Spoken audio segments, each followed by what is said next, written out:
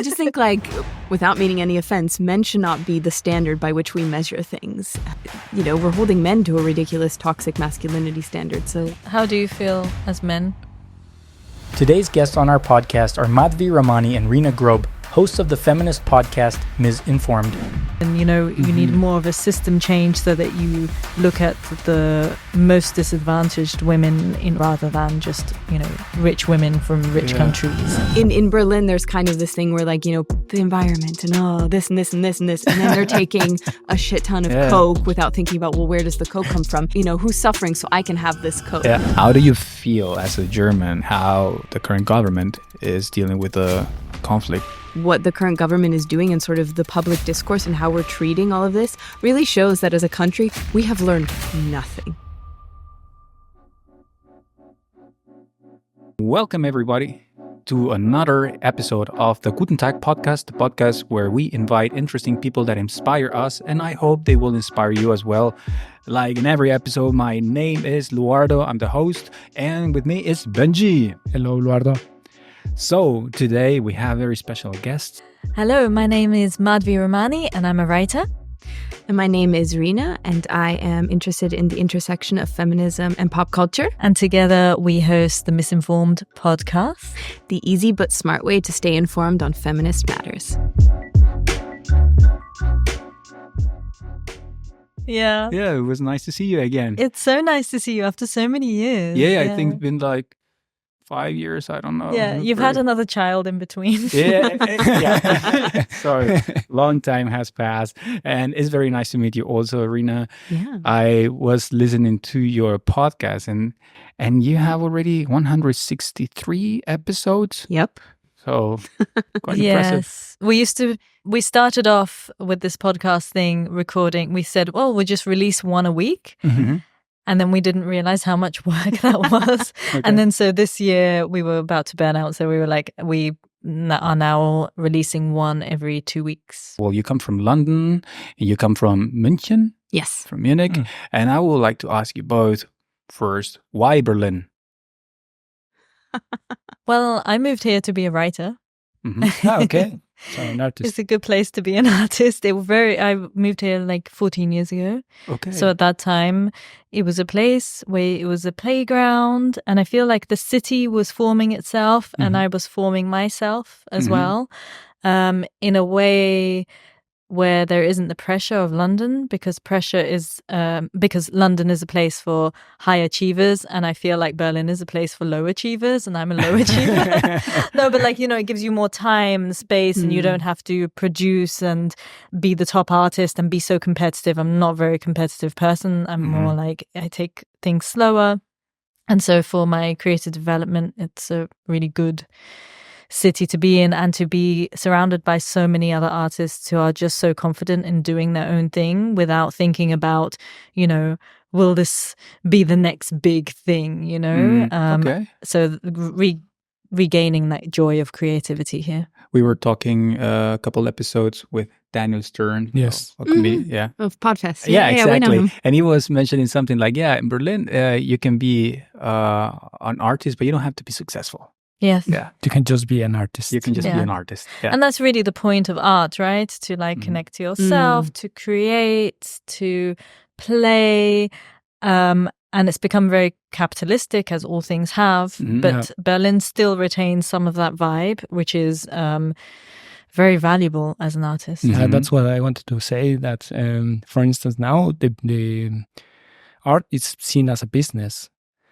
Yeah. They do a lot of these tax reductions with the art, and so there's this high-profile artists that they like sell, I don't know, a piece of art for millions and millions of dollars when they are still alive, and that wasn't something new. That was not something that it was in the past. I mean, like they were artists that they died without anything. Yeah, I think like Van Gogh died penniless. Yeah, exactly. We really like Fran Lebowitz. Love Fran Lebowitz. She has a show on Netflix. It's called Pretend It's the City. And she talks about how when, you know, a Picasso comes out for auction and everyone is silent and everyone watches the auction. And then when somebody bids like 200 million to buy it, everyone claps. And she says, well, nobody clapped when the Picasso itself came out for the art, but everyone clapped for the person who was able to buy it for this much money, you know, and I think that's the world we're in. And you, what do you do in Berlin? So I work in the tech industry. Okay. So I work in one of those startups you just mentioned. Okay. And what brought you to Berlin? So actually, funny story, I was also living in London. Okay. I had just graduated and I didn't know what to do with my life. And I had a friend, a childhood friend who I've known since second grade, who was living here. And she was like, you should come here. You would love it. It's great. So she convinced me to move here. And then she left. Oh. So now I'm here and she's gone. I'm stuck. She's done this to another friend too. She also convinced her to move here and then abandoned both of us here. Oh, no. So that's how I ended up here 6 years ago, really just because I didn't know where else to go. Okay. I didn't want to go home. But like the contrast from living in München and then to come to Berlin, how was it that for you? I mean, Munich is very clean and organized. Yeah. Just Germany and Berlin big is like, difference. A complete difference. They're like complete polar opposites, I would say. It's very, very different. But I feel like people always try to compare cities within Germany. And I just feel like there's no really point in comparing them because each of them have their own charm and they're good in different ways and bad in different ways. So it was quite a shock. And I like going home. I like seeing the cleanliness and the orderliness and everything feels really fancy when I'm in Munich. I'm like, oh, everyone's so rich. So dressed, rich and dressed up. And I feel like I have to make an effort. And even if I make an effort, I still feel like I look like a schlup, you know? So, but yeah. So you started in 2020, your podcast, Misinformed. I love the name. It's a nice, tricky word game there. That's Rina. She's very good at those. If anyone wants to name a product, an event, anything, ask Rina. Yes. The pressure. Right. And it's a podcast with a very strong focus on feminism and specifically on intersectional feminism. What is intersectional feminism? Intersectional feminism is a kind of feminism where you take into account different things. So, for example, class, race, sexual orientation, which all contribute towards somebody's privilege or somebody's situation. So it's a bit more nuanced way of trying to get equality for everyone. Yeah, I think that it sort of stands in contrast to like white feminism. So like the sort of mainstream conversation around feminism focuses on like a very specific type of person and a very specific type of liberation, which is, you know, geared towards a woman who is white or privileged or, you know, able-bodied.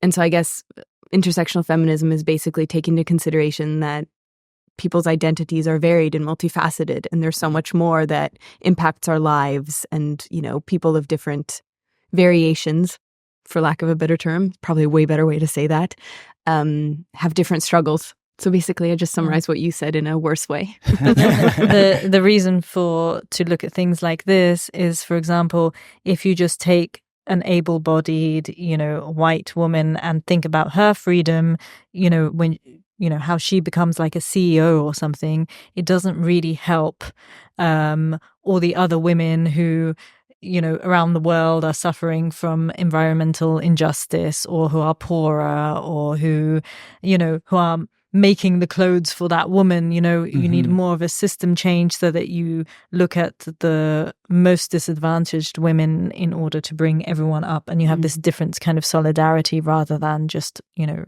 rich women from rich countries. I heard, for example, I don't know where I read it or heard it, that when the feminism movement started in the US and the women started to say, yeah, we also want to work, and that black women were like, well, we already work.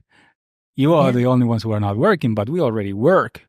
So that was, for example, something of showing different realities. Totally. Yeah, totally. I have a very nice example that I always like to use from one of my former places of employment around International Women's Day. They always do this big event to celebrate women and to further women. And so, you know, it's a majority white company, and it's a tech company, so all the women are kind of a certain middle class. Yeah, they all kind of look the same and act the same. And so they'll be sitting at their laptops, or they'll be sitting in the conferences listening to these talks about how to, like female empowerment and female leadership. And then they'll all go and they'll take their like cups and their plates and everything, and they'll just abandon it in the kitchen everywhere, like no regard for rules. This is my German side coming out, but just leaving stuff everywhere. And then the women who clean up, I don't know what the word is. Oh my God. The cleaning lady? Yeah. They'll come and clean up everything. And these are mostly like, marginalized women and immigrant women. And it's just like you see the visual representation of these white women on this whole power trip of like, yeah, we can be empowered. And then making, extra work and being so just rude and disregarding these women. I don't know. It's always very horrible to observe. I imagine this typical KPMG kind of women that you said. Yeah. Or wannabe KPMG. Yeah, exactly. Now that you mentioned Women's Day, I think the way that it's celebrated here, and it is actually... it's not celebrated actually in Mexico. So it is a protest. Yes. It's Fight Day. Yeah. And it's it should fight be. Day. Yeah. Yeah. So in Mexico, you don't say Happy Women's Day. You say keep the fight. Yeah. Exactly, and that's, I think, a lot of women here, who are privileged enough, they think that their fight is won because they have a great life, and all they have to do is get some flowers and have some prosecco for breakfast, and then go to a spa to celebrate Women's Day. But actually, as a feminist, looking at it in the intersectional way, we still have to fight, and also in solidarity with all the other women. Do you think we already won? Or there's nothing to fight for? No, I don't. Way? I think they still think there is stuff to fight for there, and there still is, of course. Yeah. Little things, but then if you really put it into context, like you say, with different countries or on a global scale,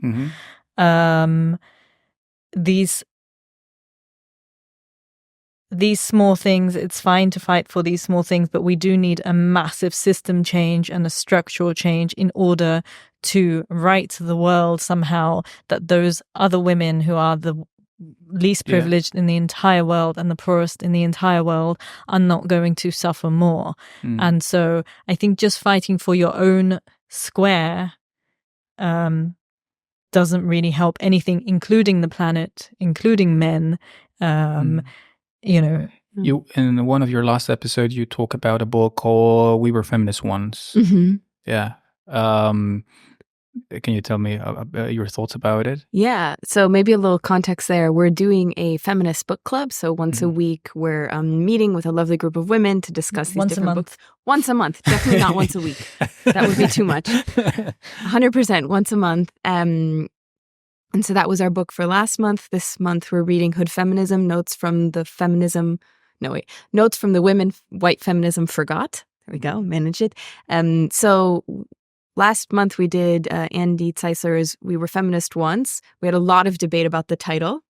But basically this book is sort of looking at how feminism has become commodified and capitalism has really sort of sold our struggle back to us, which I think is a very, very real thing. I think that the modern day feminism that we have, or at least the mainstream feminism, is kind of all centered around elevating white women to the level of white men. And this sort of manifests itself in like, I don't know, t-shirts that say feminism, or like, companies sending models down the runway that say like, this is what a feminist looks like, and how really like they're capitalizing on our struggle. Yeah. And it's not really helping anyone. Yeah. So I have seen also in this demonstration, the last demonstration that they did, there was a store for wedding dresses. And what they did during the day is that they put kind of a symbol that for the demonstrations, they use to the models or to the... how's the name? Mannequins? The mannequins, yes. Yeah. So what they did, or what the people in the demonstration did to that store, they destroyed completely because, it's virtue signaling. Yeah, it seems like capitalism. So you're capitalizing it. Absolutely, yeah. And then what happens is, if you think you can buy a T-shirt that says feminism, and that in that way you are being an activist, it takes away your power to do anything else. You think, oh, well, I posted this Instagram thing, I'm wearing this T-shirt, I'm a feminist, but like actually doesn't really make any difference in the real world at all. Probably makes things even worse. And even worse if the t-shirt was made in China by that woman that Exactly. is earning the less. So the kind of incongruence aesthetics is like, for example, I saw that, Marie Kondo, the organizer, and throw away your things that you don't need and everything. And then she opens her online shop to sell you something. So it's like, I thought you were all about getting rid of stuff that you don't need, and now you're trying to sell me something. So I found that a bit contradictory. Yeah. I once read an interview with her. Yeah. Oh my God, I don't remember what magazine it was. It was an American one. It was a couple of years ago. And the magazine article was basically talking about how the US have this idea of her, which like, she's very curated, this idea of like, does it bring you joy? Throw it away. And in the interview, she's basically like, no, I want to build a multi-million-dollar fortune. And she's just like so honest about what she wants to do. And it's interesting because that stands in direct like contradiction to the image she's really built for herself. Yeah, good point. And why do you want so many millions? So I can buy shit that I don't need. Exactly. Because that's how you have a successful life according to all the messaging that we ever get. Yeah, for sure. I saw another statement, for example, but I don't know if it was related to this book or a different article that was because sometimes the message on feminism is like we can do what men can do, but sometimes it's like, no, we don't have to be able to do the same things. But I haven't actually put my thought a lot into that. Do you have any opinions on that? A lot of opinions. Okay. Do you live and work in Germany and you haven't done your tax declaration? The Steuererklärung? Well, stop being afraid because you might be missing a very good tax refund. I didn't know all the stuff that are deductible here in Germany. For example, if you live more than 30 minutes away from work, or if you bought a new laptop or new home office equipment, all of those stuff can be deducted and put on your tax declaration. Sometimes it's difficult to understand all of these laws and everything. You might be wondering, okay, this is too complicated. Well, it is only complicated if you're not using the right tools. And therefore, I want to thank our sponsor of this episode, WunderTax. WunderTax is an online platform where you can file your tax declaration. Very simple. You just need to follow the steps, upload your documents, and then it will calculate how much tax refund you might be granted. The average person in Germany gets around 1,095 euros back. That's a very good opportunity that you might be missing out. So if you want to see how much you might get on your tax refund, go to gutentag.wundertax.de. You can just run a simulation if you want to test it. And also that's the best way to support this podcast. So give it a try, wundertax.de. They have the website in plain English so you will understand all the tax terminology without any trouble. So now let's continue with the conversation. A lot of opinions. Okay. No.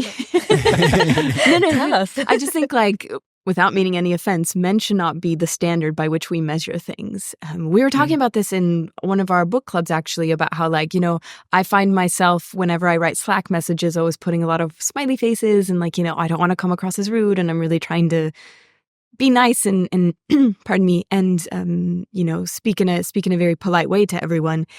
And I've noticed that none of my male colleagues do this. And so I was like, should I change the way I write my messages? And then there was a girl who was like, no, why don't they change the way they write their messages? Like, why do we have to change? Why is what we're doing incorrect and what they're doing right?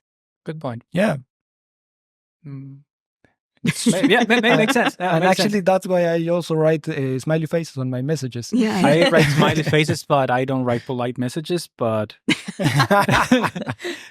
everyone can be the way they want to be. Everyone can be their way to be. Yeah. And I think it's like really important to understand that also, like the model of power is a kind of masculinity which is kind of not healthy. Men who don't cry, who are not polite, who just take up space, and it's not exactly healthy either. So I think women do need permission to also embody masculine qualities. Like we should be able to express anger, to also be more brave or daring or courage, all the good things. And then I think men should also be able to take some feminine aspects of being female, so we can be fully human. Is the point? Like not that we should. Empathy, I think, is one of the qualities that are stronger in women. That's true. The weakest in men, for example. Yeah. And empathy is going to get everyone everywhere. I think it's going to solve a lot of the world's problems. So, yeah. But I like the way you explain it. Like, okay, if men were the standard that everyone should be measured on, so it will feel for me very weird as if we wear a T-shirt that says, brown people can do the same as white people or something like that. Will be like, okay, so that means that they are the standard, or they can do the only ones who can do things correctly. Yeah. So yeah. And also keeping in mind that standard is really toxic about men, not about, but so not even men should live up to the standard. Like, we're holding men to a ridiculous toxic masculinity standard. So how do you feel as men? Yeah. About this? I mean, I feel sometimes, and I was discussing sometimes with my wife, because she likes also to read a lot of feminist books, but sometimes my feeling is sometimes that those books sometimes are just, how's it called? Not criminalizing, but like antagonizing men without really taking in account why we are the way we are, because it's just sometimes simplify that it's because of the patriarchy or toxic masculinity. But it doesn't really, I mean, sometimes as men, we are trying to understand also why women behave the way they behave, why sometimes they have a bad mood, why sometimes they didn't feel appreciated when they do something, and all of those stuff. So I feel that sometimes from those authors, how much they try to understand why men behave the way they behave, like such as stuff like the hierarchy systems that we have. But why men are so hierarchical and so on?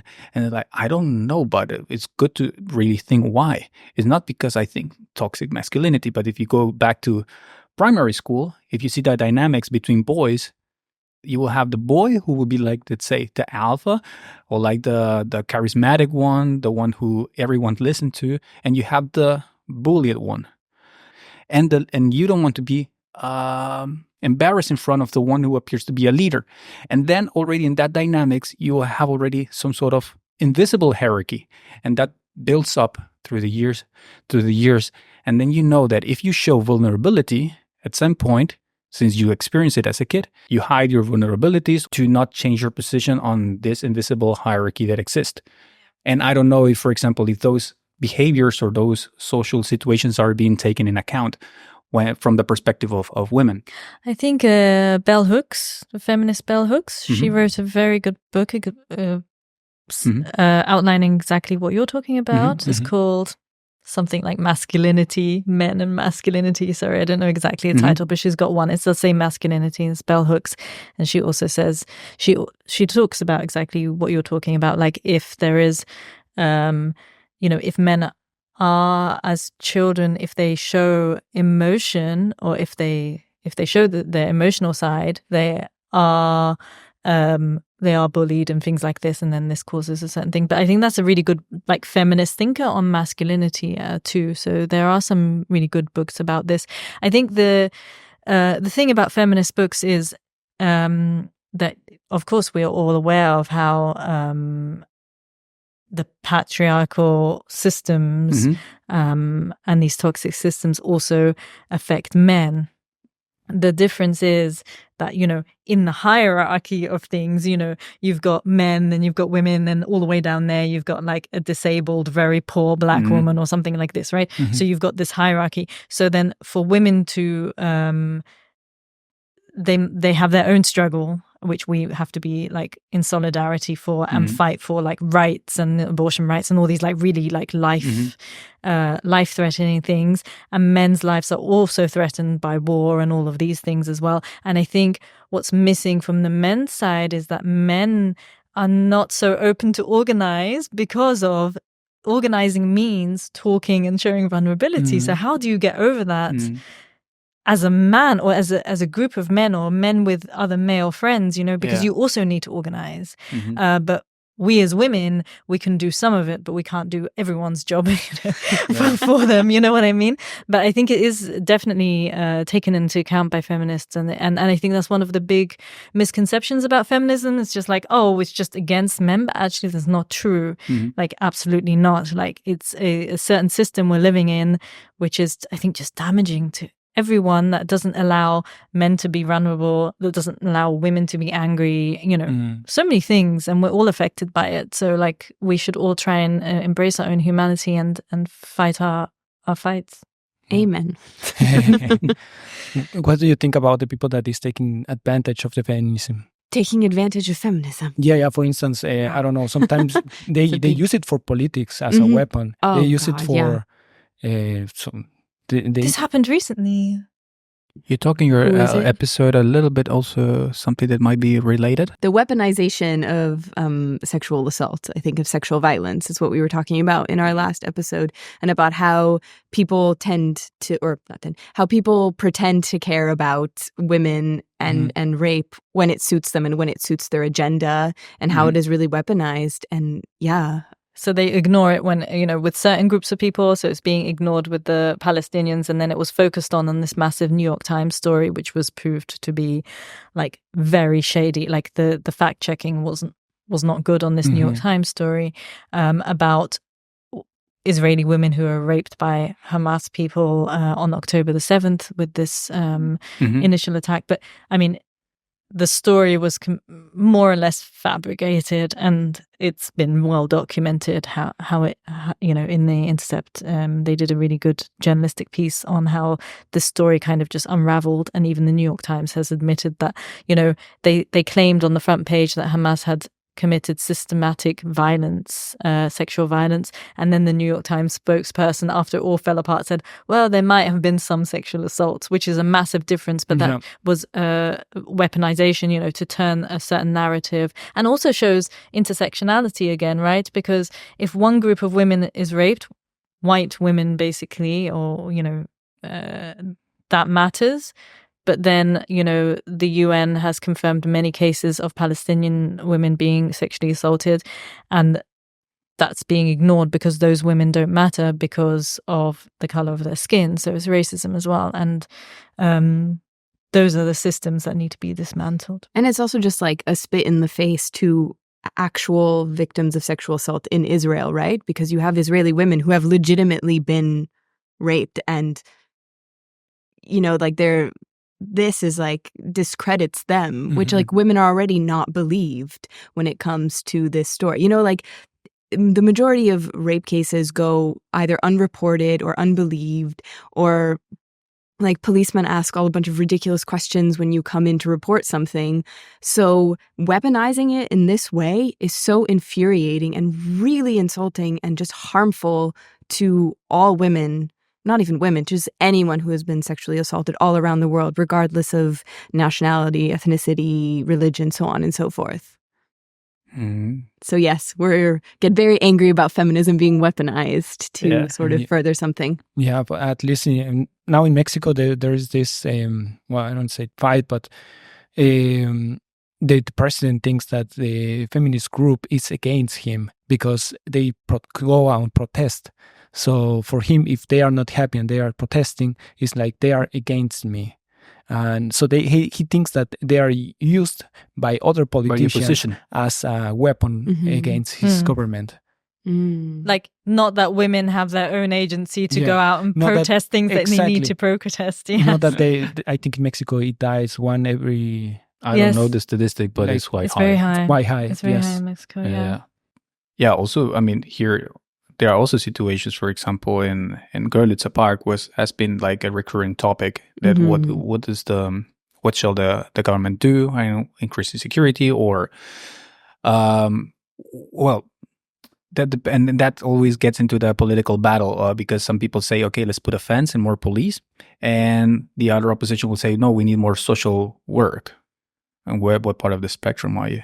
I mean, I think it's a fundamental problem. You won't solve the problem by putting more police. We know that over-policing situations does not solve anything. And obviously, it's a fundamental systemic problem that needs to be solved. And there is no immediate I think like people want to put more police in Görlitzer Park because they want to put a Band-Aid over it and forget about it. Done, solve it. We put more police. It's never going to happen again. But actually, we need to start with re-educating people, changing, the way we talk about certain things. In rape culture is very much still accepted in our society. It's we belittle situations. We don't take women seriously. So we need to have a fundamental change within our society, within our culture to address the issue. And that's not a short-term solution. That's going to take years. And we haven't even begun to have that conversation. So I think we're on, well, at least me, can't speak for MADHVI, but we're on that end of the,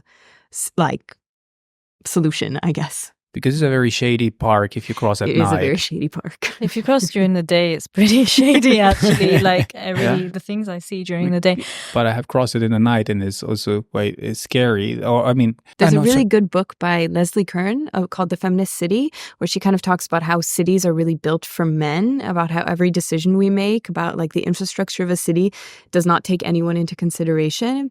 And in her book, she has a bunch of it won't solve anything, but she talks about how even doing very simple things like putting more lighting, making things brighter, making, things easier to see. I can't remember any of her other examples off the top of my head, are really easy and effective solutions to make places more safer.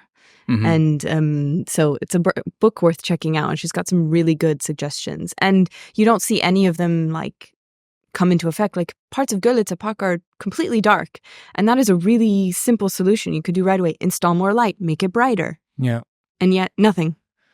Well, in Japan, I've been in Japan. I've been in an area that it was considered dangerous in Osaka. And I was asking I can see the police there, but here is a dangerous area. What's the deal with it? And then they explained me that it is because it is agreed with the police to keep that area so that the mafia can do their businesses. And that way, they keep it on an area and it did not get propagated and all over the city or Have you seen The Wire? No. It's really good. Okay. It's quite an old show, but it's about Baltimore. And each season, I think there are 5 seasons, follows a different group of people in Baltimore. So they follow the politics, the kids, the drug dealers, the police. And then the police, they get so fed up that they make these green zones completely against the rules, green zones, but these free zones where they let the drug dealers sell and everything without being arrested. They just limit it to certain areas, and then the rest of the city thrives. And then, of course, people find out in the restaurant and they shut it all down. They have to shut it all down. Well, there's an area like that in Denmark, right? Yeah, there is. Christiania, It's the Christiania. Yeah, where everything is, or the police doesn't go there. Doesn't go there. It's like an independent state, basically. Yeah. It's like a form of harm reduction, I guess, right? It's sort of the acknowledgement that people are always going to engage in risky behavior, and that if we do it in a controlled manner, we can help people do it safely, for lack of a better word. That's what The Wire, they did that. I haven't seen The Wire. It's so great. It's really slow. And so I think for people who are all TikToked out right now, they'll be like, what? But they do build, it's like a Dickensian building up of a big picture of the city and how a city functions and how all the different parts function together, from the port, the drug trade, the drug dealers, the police, the politics, all the politics involved is really interesting. And when they did this green zone thing, all of the people who were working, with addicts and the social workers and swapping needles out and things like that were kind of thankful for it, and they were able to work really with, be in those zones and swap out the needles and reduce the harm. Yeah, I don't know if this is still the case because it's been a couple of years since I looked this up, but back when I used to live in New York City, and they have a free needle exchange program there, which is part of their harm reduction thing. Now they have a horrible mayor, so I don't think maybe that's not running anymore. But basically, they were able to reduce the amount of AIDS and hepatitis and things that were being shared amongst people because they just offered free needles to people. And so addicts had access to free needles, and they just saw a dramatic decline in illnesses and being spread. And so, it's just another form of harm reduction. And it's super effective, What do you think? I mean, right now in Berlin, many clubs, they have the test your drugs programs. What is your opinion on that? Are you in favor of that, or do you think that it's just a normalization of drug consume? I think people are going to take drugs when they go to clubs anyway. How else do you stay up all night? Clubs are open from Friday to Monday. There is no way you can do that without drugs. Either you shut down the clubs at a decent time, like 3, or you just let people test their drugs. I don't know. Sure, yeah. I mean, I guess in the same thought of harm reduction, I guess testing drugs. I don't really know where I stand on drugs, actually, to be honest, when you said that. I don't know. Because I think that, you know, I have an issue with people, not with people taking drugs. I don't have an issue with people taking drugs. But, you know, like in Berlin, there's kind of this thing where, like, you know, you have people like they're super conscious about like, oh, the environment and oh, this and this and this and this. And then they're taking a shit ton of coke without thinking about, well, where does the coke come from? And whose back is this, you know, who's suffering so I can have this coke? Yeah. So I have complicated feelings. So you're in the same page as I am. Yes. Because I am really, I mean, I prefer people who consume drug that are violent and maybe even criminals, because at least they are consistent. They fit your picture. Yeah. No, because there's no contradiction. Like, okay, you don't care about other people, or you don't care about the environment. That's fine. You can consume drugs, and I don't know, whatever your chicken that you eat, it can come from whatever, from a mass, you know, place where they have these chickens full of hormones. I don't care. It's fine. It's consistent. But when the person, and I have to say that a lot of the people in Berlin who go clubbing, they're normally identify as vegans and environmental activists and so on, but they consume drugs. And I'm like, is your drug like fair trade or something like that? That's what I wonder a lot of the times. You cannot be consistent and say, I care about the environment and I care about where my t-shirt is coming from, and not question where your drugs are coming from. You're totally right. Sold. Yes. Yeah, so fair trade drugs. Right. Yeah, exactly. So it's a new business idea. Fair trade drugs. And I think also, just to bring like cartel, if you really think about that and think about women and human trafficking and all of that, those people are into everything actually. So it's like anti-feminist. It's anti-feminist to take cocaine. Yeah. No, but it really is. This that harm you said, harm reduction is an interesting program, but on the other hand, for me, the normalization of drugs, it's conflicting with my beliefs, because I'm thinking like, if we normalize it, then we're normalizing also the, how's it called? Supply chain that it comes from. Also violence. I mean, there's not going to be 1 gram of cocaine that doesn't contain a drop of blood on it. So for me, it's like, it's like too much normalization. I'm a little bit against it. Yeah. However, they would say. But they will consume it anyway. But I will say that in Berlin, there's also a good conscious scene. I don't know why they call it conscious, but conscious just means you're not taking any drugs or alcohol when you're dancing or going out. And wasn't that just called straight edge?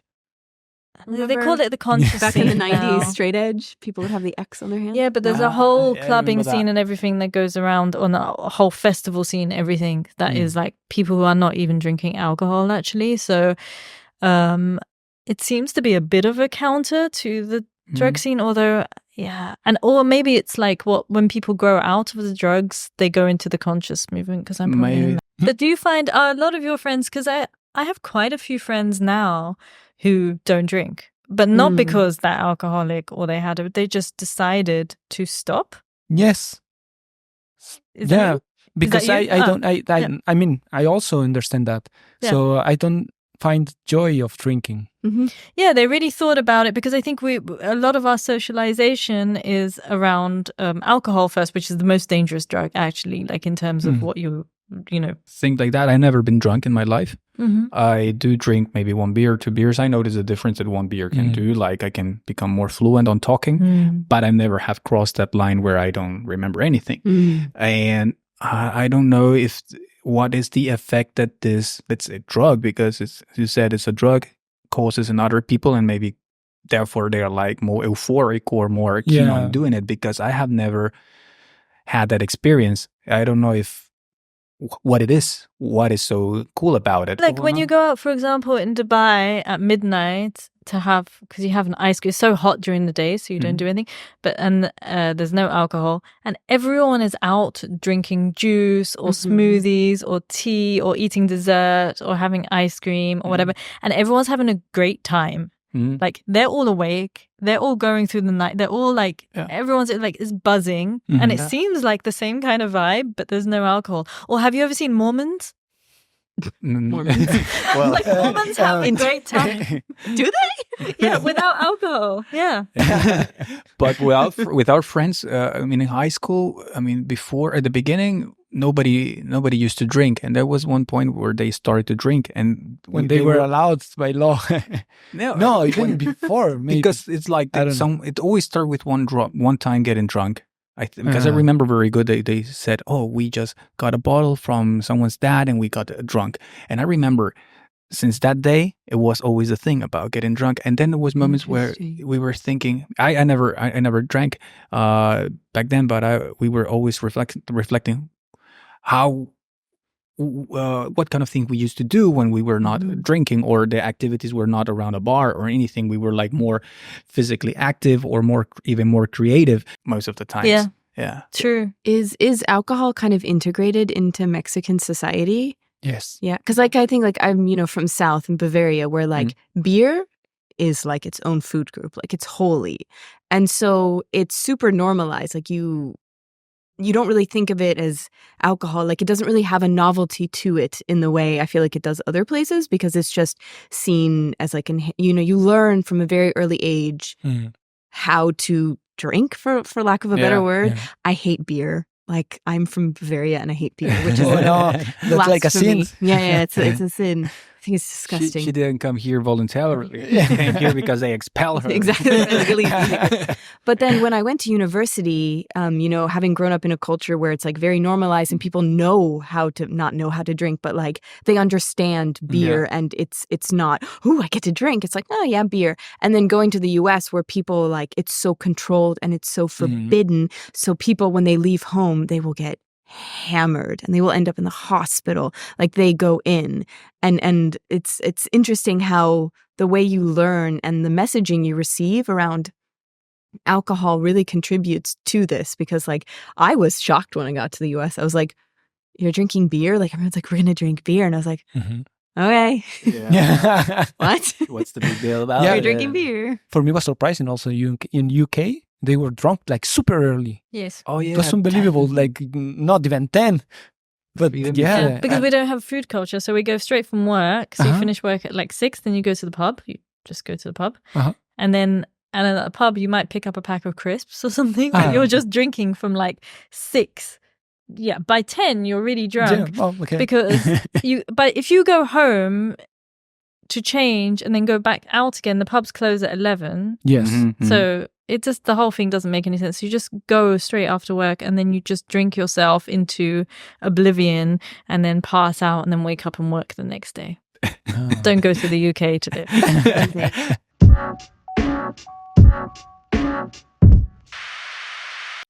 Jumping into another topic. I mean, you were born in London. Yes. And your parents are from India. From India.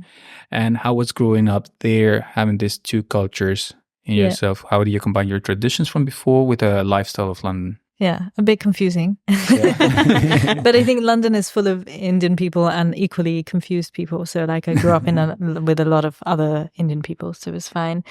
And I think it's something that really helps you also move to a different country if you already come from two cultures, and you know how to, you're not so stuck in one way. You're very flexible. Yeah. So that's a really good quality. And then you just take what you like from each culture and then abandon the rest. Okay. And then, when the British do something really idiotic, you just say, well, those are not my people. I'm Indian. And then when the Indians do something really idiotic, you're like, well, I'm British. And then when both of them do something really idiotic, you say, I'm German. And then like, if all else fails, my my mum was born in Kenya, so I can... Okay. Yeah, so it's really good. You escape all responsibility for an entire people. Yeah. But yeah, it it's good. There are good things in both cultures, and I think I just learned to not identify strongly with anything. I think that's where I am right now. But for example, you still celebrate Diwali? Diwali. Yeah. Yes. Yeah. I do. You wrote an article in a magazine, and I found it quite interesting. And maybe also you can give a little bit of context for people who don't know what Diwali is beyond fireworks. Yeah, so it's the Festival of Lights, and it happens in about October, November. It's different every year because it's based on the moon. And it's based on a very old myth about this perfect prince who was exiled to the forest, and then it celebrates him coming home with his wife who followed him into the forest, and this big battle they have with a demon there, and they come back, and this is the Festival of Lights because everyone lit candles to welcome them back into town. And then he took his rightful place as the king, and that's what people celebrate. And I think we're at a point in Indian politics where everything is being idealized, and India is being seen as this great Hindu nation, which it is traditionally that's a bit of a rewriting of history because it's been a tribal culture, and then it's been Hindus along with Muslims and many other types of religions. But right now we have quite a nationalistic Hindu religious sort of government. And so this kind of national pride and this Hinduism and stuff is going a bit out of control. So I wrote this article about how if you go back to the original text, there's also a lot of criticism about certain Hindu principles, and the woman, the wife who came back to the city, she came back, but then she was exiled again to the forest because people were saying bad things about her because she had been kidnapped by this demon. So they were questioning her purity. And so her husband... Like with, how was the name of the prince? Harry. Exactly. Oh, Diane. Or Meg, And then she was exiled. And then, which was a big mistake. Then the husband asks, this is the perfect Indian man, asks for her back. And she's so annoyed by this point that she tells the earth to open up and swallow her in. But this myth, there's a strong feminist aspect to this myth where she's just she's quite feminist also, but it's all being rewritten now for the current government that all women are serving Hindu men and the perfect Indian woman, and all of these kind of tropes are coming out to rewrite all of our history and stuff. So I was a bit annoyed. So I just wrote this whole thing, just being annoyed about how everyone just thinks that we're the best religion and people on earth, and it's just not true. Well, everyone thinks their religion is the best, I think. Yeah, everyone thinks their religion is the best. Yeah. Now I want to ask Rina. I mean, you're German, and I'm very curious. I mean, with the current political landscape that we have in the world nowadays, how do you feel as a German how the current government is dealing with the conflict from the war from Israel towards the Palestinians? I mean, I think generally, this is a big statement to make, but generally, I think it's very. I feel a lot of shame being German right now, because I think, if anything, what the current government is doing and sort of the public discourse and how we're treating all of this really shows that as a country, we have learned nothing. And we are just repeating old mistakes. And Germany in no way, shape, or form is maturing or allowing room for discussion or different opinions. It's basically saying, it's being very, oh my God, I'm going to stumble this word, totalitarian in the way that it deals with anything. And honestly, I don't know, when you look at the rest of the world and how they're dealing with this discourse and how the rest of the world is open for more nuanced discussions and more nuanced point of views, it is really embarrassing what Germany is doing and the way our politicians are behaving. And I think, just talking about this before, there's an added extra level to it where Germany has really declared itself the expert on anti-Semitism in a way that is ridiculous. Even the Beauftragte für Antisemitismus in Germany is not a Jewish man.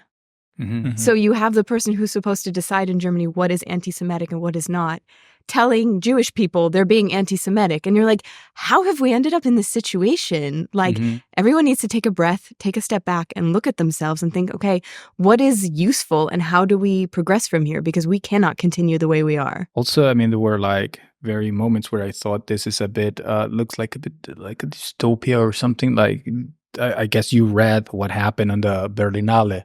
Yeah. About this. Clapartheid, I think someone called it. Where like Claudia Roth was like, no, I was only clapping for that person, not for that person. You're like, are you serious? Yeah. They're a team. Like, they're saying the same thing. It's the same movie. What do you mean? Yeah, for context for the listeners, it was like was a documentary? It was a documentary. It was a documentary about produced or directed by a Israeli and a Palestinian. Yep. They both did a documentary about talking about the whole apartheid and in the area of Palestinian Israel. So they won, and they gave a very political speech. Who was the one who clapped, or which politician? Claudia Roth. She is a member of the Green Party, and she is our Minister for Culture. Okay, and then she clapped, but then to correct that, she made a statement that she only clapped to the speech of the Israeli. Exactly. Even though they said the same thing. And it's like, there are no words to describe sort of the situation in Germany. And it's so sad. I mean, it's sad because, you know, it has real life consequences and people are dying as a result of this. But we have such smart, educated people in this country who could lead really good, nuanced discussions. And this is not a black and white issue. So we should be having these conversations. And it's really sad that they're just shutting down any opportunity. And it's sad for everyone. And what do you think is happening there? I mean, do you think that they know that they are doing wrong? For example, in her case, she actually knows that she wanted to clap both of them, that both of them are right, but the cabinet or the parliament or whatever tells her, no, you need to tell this because otherwise you will be called a anti-Semitic. Yeah. Or I mean, what is the thing? Because I don't know if they know what you're doing or if they actually don't know it. They are completely blind.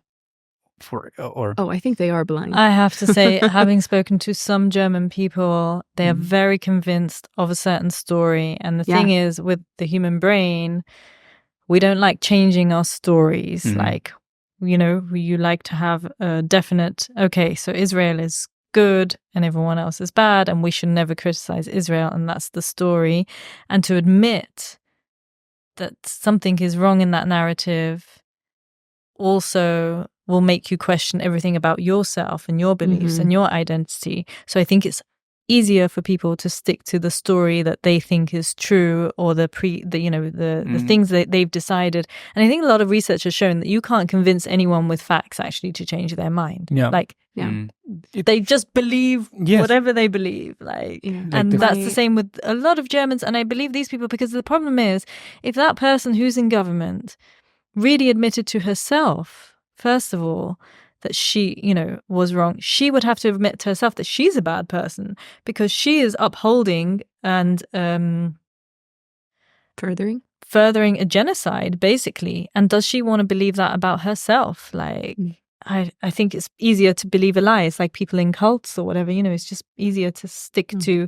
Otherwise, it says a lot about yourself, and then you have to examine. I have a feeling what people are finding a very hard time to find themselves being the bad person. I mean, I have, for example, but I don't know if it's in everyone. But for me, I grew up as a very religious Christian, so I never behave as such. So I know for a fact, based on those standards, that I'm not a good person based on those standards. For me, it's never a problem to admit that maybe I might do something that it doesn't come out as a good person. So I'm in peace with that. But I find it very hard for other people to find peace on being bad.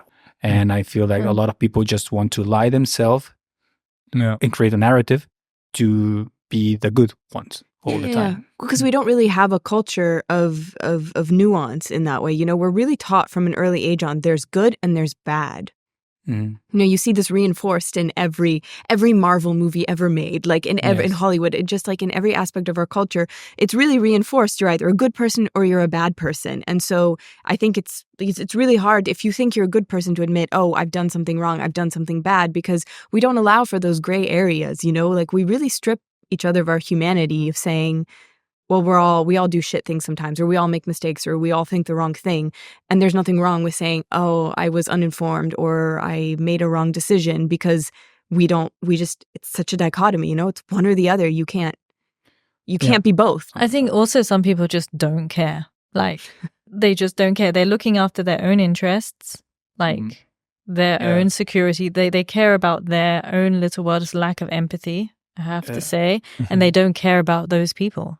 And because, for example, it happens a lot when someone is being called a racist. You're a racist, and they will completely say, "No, I'm not. I'm not. I'm not." And that's like the worst insult that you can tell, mostly a white person, that they are racist.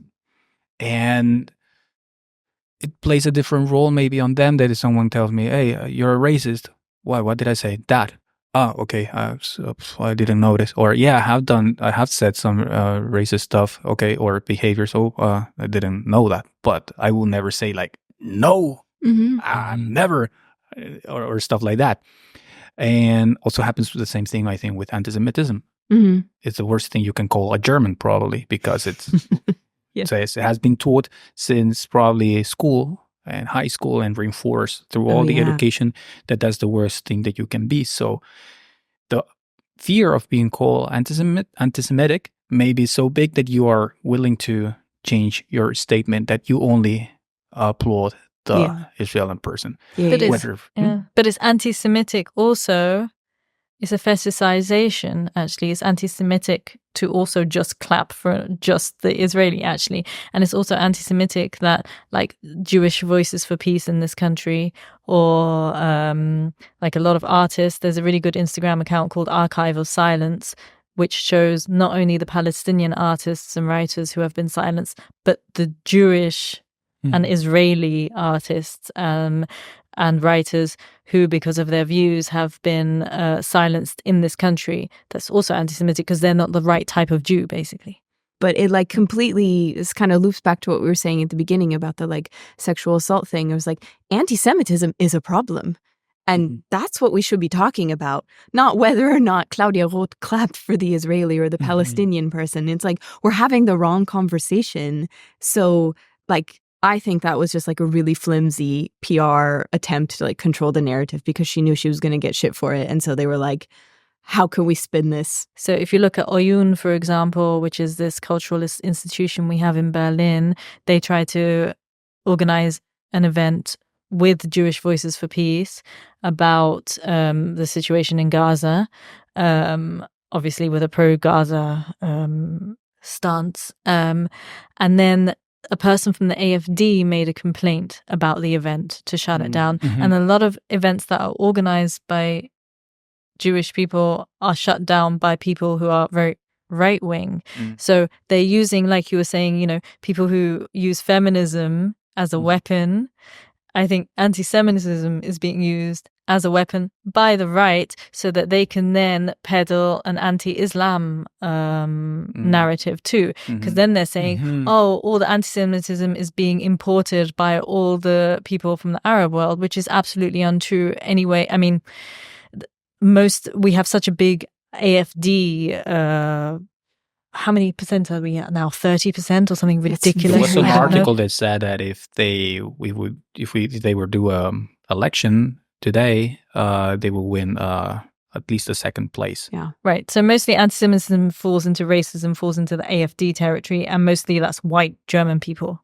And that's the problem. But they don't want to look at that, so they also don't want to look at their own people and their own thing, and then they put it onto, you know, the poor Syrians who have just come with nothing. Like, man, I don't think that's that's the way. It's being weaponized also against refugees, and what this country is doing also with the refugee situation is terrible. We also have this idea in Germany, right, of like Aufarbeitung. We dealt with our past. It's over with. So this anti-Semitism, well, that can't come from us. We dealt with it. It's over with, you know? We denazified, which like spoiler alert, Germany did not. They just kind of put it under the carpet and said, yeah, we got rid of all that. We got rid of all that. Don't look too closely. And so now, well, where is this coming from? Well, it must have been imported. And it's also like Germany has this very simplistic view, I think, the general idea of like, you know, what the region there looks like, because they think, you know, they're all Muslims. You know, you see this a lot in the conversation, in the narrative, the words Arab and Muslim are used interchangeable when that's not correct. Like there's just as many Christians living in Palestine. There's also Jewish Palestinians who are affected by this situation. So we're really having such a black and white discussion about it, and we really all need to educate ourselves. Me included, huh?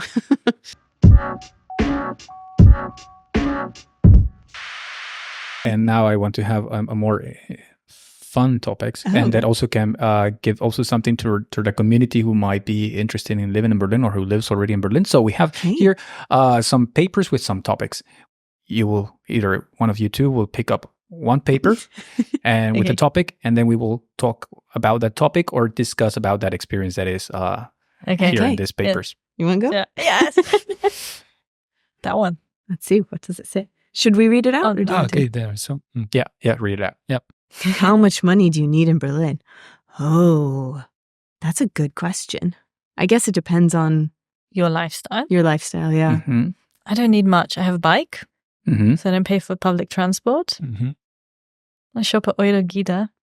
I guess it depends on what are your expectations, because I think you can live very good in Berlin and you can get by on very little in Berlin. Although I think Berlin is like, I've only been here for 6 years and I've already noticed like it's gotten a lot more expensive than it was 6 years ago. Way more expensive than when I came here as a kid with my parents. Like you definitely see. Mm-hmm. Mhm. Top tip, if you moved recently, your rent is probably illegal. And you should probably dispute it in some way and get it lowered, because most of the rents right now are just illegal. Yeah.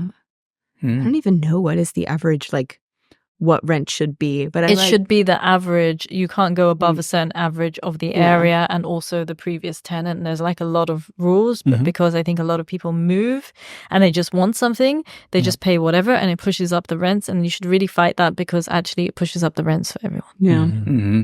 Mm-hmm. I think the average flat is like around 1,200 more or less, like how for big? a 50 square meters. Oh my God. That's what I have seen lately. That's illegal. Yeah. And this is a Neubau and furnished is actually illegal. There are so many laws in Germany protecting the housing market. It's just that like if you're not specifically German or Berliner and you don't know it, then like you pay whatever. I don't think it's right. What do you think, Benji? 2,000 netto? It's enough to live in Berlin? I think so. Or you can live with less? I think you can I live think with less. 1,800 minimum. Yeah. Depends Yeah. on how lucky you are with your housing situation. I Yes. think really that's I think what that makes or depends. breaks it. Yeah, that Yeah. depends a lot. Like, Yeah. because it's like at least, I don't know, like 30% of your salary, or for some people it's even more, like more than the half. Yeah. So you manage to get a flat that is less than 1,000 euros per month, you can live then with less than 2,000 netto per month. Yeah. Shall we do another one? Yes. Now you or no, Maybe. no, you. Should I? yes. Yeah. Boy, okay. What was your worst job experience? Okay. Oh, I can tell you some horror stories. Go for it. So when I first moved to Berlin, will not say the name of the company, I worked for a Berlin-based startup in quotation marks down in Kreuzberg that basically ticked all of the boxes when it comes to toxic working. Okay. So you had a boss who had no idea what was going on, but still wanted to be involved in everything. Didn't trust anyone, so he wanted to make all of the decisions, but he was never around. You could never reach him, so nothing could ever get happened. They hired people who were young and inexperienced, so they didn't know that they were being underpaid. They made it a point of hiring people who were not German, so they did not understand labor laws. They did not help them with insurance. Like, I think that half of that company had insurance because my dad helped everyone figure it out. And I'm not kidding, because no one spoke German. They had no one there to help anyone. And so everyone came When to you me. mean no insurance, no Krankenkasse? Well, because you would have people who this would be their first job in Berlin and they would need to sign up for health insurance, but there would be nobody at the company who would help them do it. So they would be struggling to do it on their own.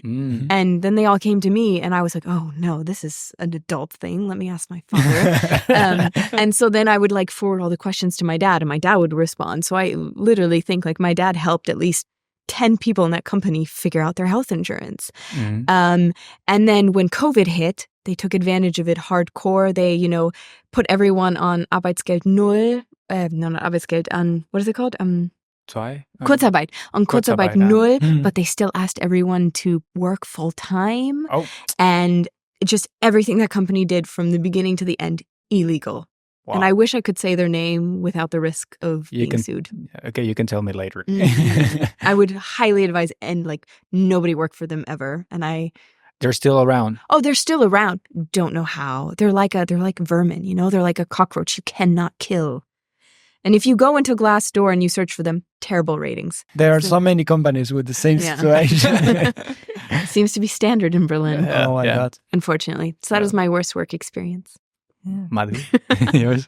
Actually, in Berlin, I think the place where Rina and I met, we did meet. We met the best people. They had the best people there because it was a feminist advertising marketing agency. But they were like really white feminist, mainstream feminists, like really showy about feminism. But it was a very toxic workplace. But we met there and we met like a really good group of really talented creatives there. So yeah, that was nice. Wow. Yeah. Okay. Yours? Yeah, for me, it's not the company, it's the boss. So I have a boss that it was calling me like 3 in the morning, 6 in the morning, like sometimes when I could not even sleep. That wants things to done by yesterday or like. Was this person in Berlin? I think, yeah, he was in Berlin, yes. Wow. So that person was awake at 3 o'clock in the morning too. Yes. So, but okay, then if it's the same person that I yeah, okay, because we had an experience. We planned him, I, and another friends a dinner party. So we were cooking, and then suddenly he gets a meeting at 8 in the evening with that boss, and on a Friday when we already had something planned. And he needed to attend that meeting. Yeah. And we were like, why?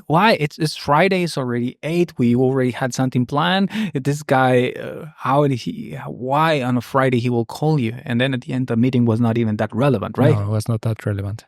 But it was doing like micromanagement, everything handled. So it's, oh my God, that's the worst. How quickly did you quit? Funny thing, I did not quit. So. Yeah, I stuck it out for a year too. So. Yeah, but at the end I switched company. So, but not because I quit. Funnily. Yeah. Even worse. Yeah. You have the pleasure to tell them, I leave. I quit. My worst experience was also here in Berlin. I came to do an internship. I arrived to the place. It was somewhere also in Kreuzberg, a small startup. They told me, okay, here the job is you're gonna write blogs. We have a lot of blogs, and you can decide if you want to write about cars, love, or something else. 3 topics. So they just put me on the computer. Oh, and it was in those times where you had this €400 practicums. Oh, yeah. So the company was full of Portuguese people, French, all the from all the countries that went busted during the crisis of 2008. So Italy, France, Spain, all of them working at this company for €400 a month. People who had like careers and everything, just working for €400 a month. And I will ask my colleagues, what are we doing or what is this for? And they didn't know. I didn't receive any onboarding of from this company. And it was such a weird environment because nobody knew what they were doing or if it was legal or not. And that was, I think, one of the worst experiences here in Berlin. I had the worst experience in my life, but in Berlin, that was. But the good thing, I met some good friends there because sometimes when you are in a moment of disgrace, somehow connects you better with your peers. Yeah, it's called trauma bonding. Bonding. Yeah. So just one thing, a small advice to people who want to move to Berlin or to live in Berlin. I think don't have any expectations and be open for anything that comes towards you.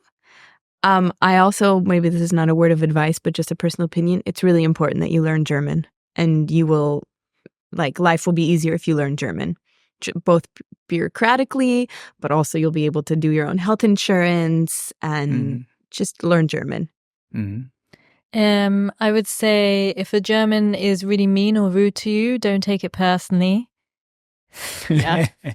They're just being direct and German most of the time. And you can also be very direct and rude back, and it's very liberating. So embrace it instead of being really hurt by it, which I really was very upset for quite a while about the way people used to talk to me, and now I'm rude to everyone back. That's a good way to do it. It has been a great pleasure to have you here in the podcast. Thank you very much, MADHVI. Thank you so much. Thank you for having us. Yeah, it was lovely. Thanks so much for the invitation. That was really nice. Don't forget to follow us in Instagram in Guten Tag Podcast. And wish you all have a nice rest of the week or whatever you're doing. Have a nice day. Auf Wiedersehen. Auf Wiedersehen.